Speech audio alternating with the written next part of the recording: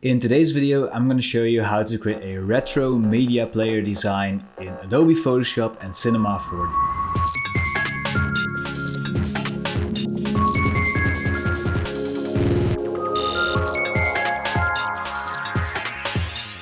Dreadlabs. What's going on everyone, my name is Tom from Dreadlabs and I'm a visual artist and graphic designer. A few months back, I created this animation inspired by a lot of retro media players in the early 2000s. Designing this animation took me right back to my childhood. Desecrating the family computer by downloading 20 viruses through LimeWire just to play my favorite Linkin Park song on Winamp. Takes me back.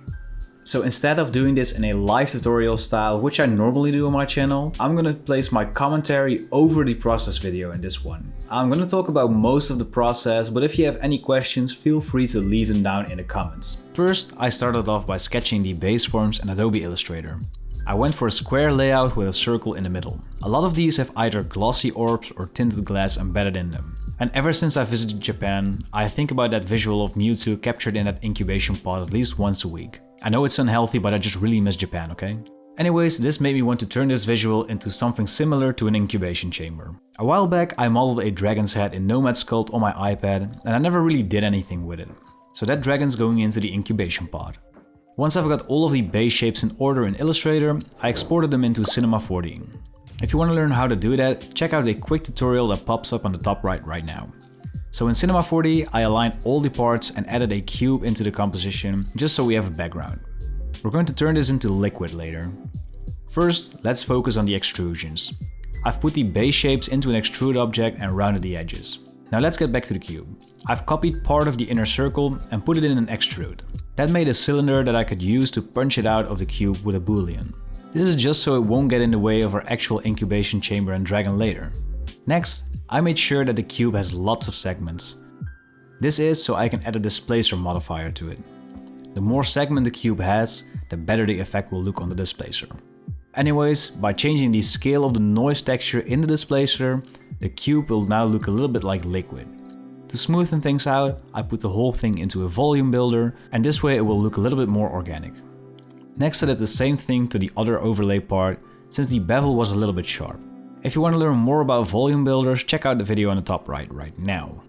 Next up, I started to set up my lighting. I usually add a target tag to my Octane lights and add a null object right in the center. That way I can copy multiple lights quickly and they'll automatically all face to the center. Next, I added an Octane metal object with a fairly high roughness to the ring and outer interface. I struggle a lot with subsurface scattering, so I just copied the material from one of my other projects and played around with the setting for the liquid material. To finish off the scene, I added a low-level HDRI ambient lighting. Now it's time to add our incubation sphere. I added a sphere with a specular material to the composition to fit it right in the circle.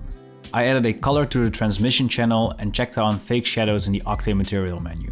This way you can see through the glass way better. Then I added the dragon's head to my composition and I absolutely loved the way it looked. I added two symmetrical small spheres for the eyes and I have them emit light to make them look more menacing. Next up, I added another liquid material to the bottom right, similar to the one we made before, added a light inside the sphere to light up the dragon's head better, and added some small animation details like the subtle head bob. To top things off, I added a shape from my Metal Heart Essential spec to the top right. Check out my asset web store. I rendered this composition, which made it ready to add some final details. First, I added one frame into Photoshop and added some extra text on the metal corners. Pro tip: if you use an outside bevel and emboss effect, that really helps to create the illusion that this text is embedded into the 3D render, even though I just added it later in Photoshop. I also added a text block with some info on this piece on the bottom left. In After Effects, I added an adjustment layer to make the liquid on the bottom right a little bit brighter, because it looks a little bit like doo-doo now. I also added a wave warp effect with enough feathering to mimic some motion. Finally, I added a flickering glow and a glitch using the Signal plugin from Zybex.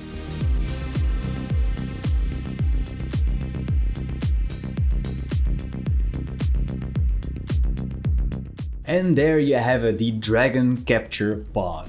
I'm super happy with how this turned out and I hope you learned something new by watching this process video. If you want to get the Cinema 4D and PSD and After Effects files for this, you can get them down on my Patreon page. For just $5 a month, you can subscribe and get access to all of the work files from all of my videos on my channel. The upper tier goes for $10 a month, and this will also give you access to some extra project files as well as some exclusive tutorials. If you don't want any of that and you just want the project files for this specific video, you can simply subscribe for 1 month, get the project files that you need and unsubscribe immediately. No hard feelings. Anyways guys, I do hope you feel inspired after watching this video. I really hope you enjoyed it. If you want to see more content like this, don't forget to subscribe to my channel because I have over hundreds of tutorials and videos just like this one. My name is Tom from Dreadlabs, tuning out. Thank you so much for watching and I'll see you guys in the next video.